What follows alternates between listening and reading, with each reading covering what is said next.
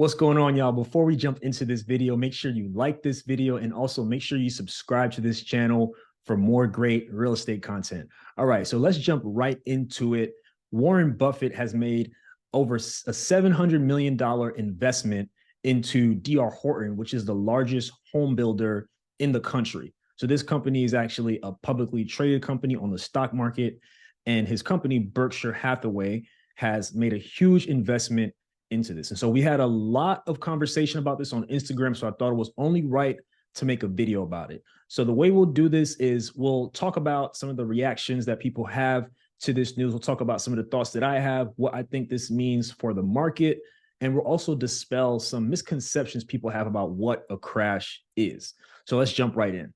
So just as some context on D.R. Horton, they, again, are the largest home builder in the U.S., and they saw a 37% year-over-year increase in sales orders in the last quarter, despite the fact that we're going through quite a bit of inflation, and also despite the fact that mortgage interest rates are higher. So that should tell you something.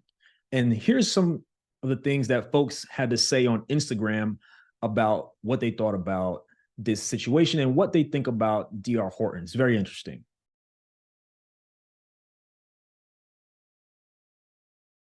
All right, let's keep it going. And so here's the reality. There's no crash coming. He didn't invest because there's a crash coming. We have to understand what happened in 2008, because every time something happens within the real estate market, people have a tendency to say there is a crash coming. So I want to give you some context and talk a bit more about what are some of the things that actually happened in the last actual real estate crash and why there is not a crash in sight whatsoever. So we'll look at some data and we'll look at some information. So there are several things that caused the crash back in 2008. One of those things is subprime lending. And the other thing, among others, is the oversupply of houses being built. So I'm going to explain a bit more what exactly I mean by that. So as far as the subprime lending, there are a lot of people who were getting approved for loans that they couldn't necessarily qualify for. So maybe they didn't have the right income, they didn't have enough credit, and just different things in their financial profile that made them a risky person to lend to, but they were still able to get mortgages in mass. So here's the thing. Some of those folks were allowed to take out adjustable rate mortgages that started at a certain rate in the beginning, and over time, they spiked up. And it got to a point where a lot of people could not afford that payment. And remember, a lot of these folks couldn't really qualify in the first place and were still allowed to get mortgages. So that was very common back then, and it's not the case anymore. And so, put yourself in those shoes. If you had a mortgage payment, let's say of $1,000 at whatever interest rate, and the interest rate went up 3 years later, and now your payment is $800 more, and you could barely qualify, you didn't even qualify for the initial mortgage, what do you think is going to happen, right? You're probably going to lose your home, which is what happened to a lot of people in 2008 and also in the 4 to 5 years after that. There were a lot of foreclosures, and we'll talk a bit more about that in just a moment.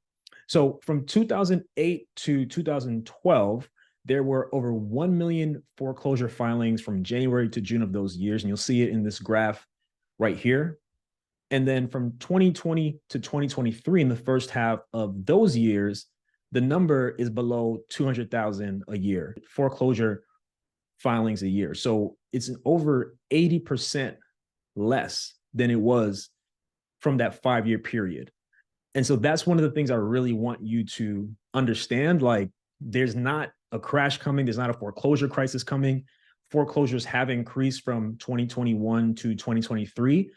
But if we look at it in context and really compare it to what was happening from 2008 in the period 4 or 5 years after that, it's not even close. So there's not going to be this huge wave of foreclosures. As a matter of fact, it's a lot harder to lose your home right now. If you think about everything that happened during the pandemic over the last couple of years, there was forbearance, there was all types of modifications being made to keep people in their homes and to avoid folks from losing their homes. And if it really was going to be a crash, don't you think we would have had way more foreclosure filings in the last 3 years?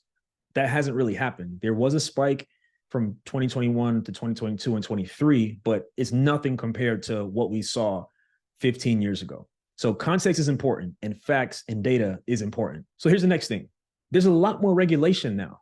So you can't just walk into a bank and get approved for a mortgage like you could 15 years ago just for having a pulse. It's a lot stricter. The guidelines are a lot stricter to get a mortgage. Obviously, there are a bunch of different programs that cater to folks with various financial profiles, credit, income, etc. However, you will not be approved for a mortgage that you can't afford. Now, it's on you to know if you're buying more house than you can afford. If you're approved for 500,000 and you buy for 500,000 without factoring in how that payment fits into your budget, that's on you. But the point is, you will not be approved for a mortgage just for breathing like you could 15 plus years ago. It's a different ball game. So we really need to understand that it's a different market. There's different things going on. And so the other reason for the crash in 2008 was an oversupply of homes. We have a completely opposite problem right now. Right now, we have a shortage, which is leading to all the prices going up. And think about it. Why would the greatest investor ever make such a big splash, such a big investment in the largest home builder in the States if he didn't think that they were going to be on a building spree? You know what I mean? So I think it's important context, and we got to get away from just listening to these headlines. The point of media and headlines and news outlets is to get attention and clicks, but you got to dig a little bit deeper and to really understand what exactly is going on. So we have a shortage of housing right now, and we also have a lot of folks, well, almost everyone who is a homeowner has an interest rate of under 6%. According to Goldman Sachs, 99% of borrowers have a mortgage lower than 6%. And out of those, 28% of them are locked into rates that are at or below 3%. 72% of those folks are locked into rates at or below 4%. So here's the thing that's going on right now. Folks don't want to sell, right? Because if I bought my property however many years ago and I have a 2 or 3% interest rate, if I want to stay in the same area, it's very likely that I'm going to have to buy a property that it costs way more than my previous property with a higher interest rate, right? So those folks are not really trying to pay 6, 7%. So that's another constraint on inventory, right? And so here's the thing. Here's the last thing. It does not benefit the bank if you lose your home. The bank does not want your home.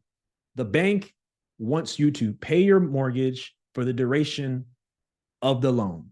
That is how they make their money. The bank does not benefit if they have to take your home back from you.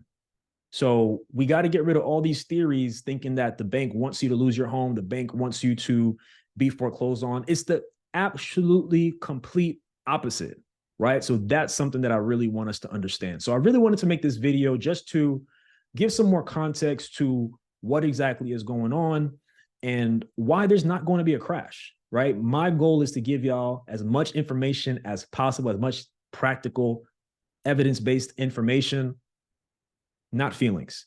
And so there's still a lot of great opportunities. Don't be discouraged. There's a lot of great opportunities. You just got to get creative. You got to roll your sleeves up. You might have to move. You might have to invest out of state like myself. Don't be discouraged. All right. So that's it for today. Make sure you like this video. Make sure you subscribe, and also check out this video. I think it'll be something that's pretty interesting for you to see. And then also, if you found any value out of this, leave a comment and share with a friend. All right. Talk to you soon.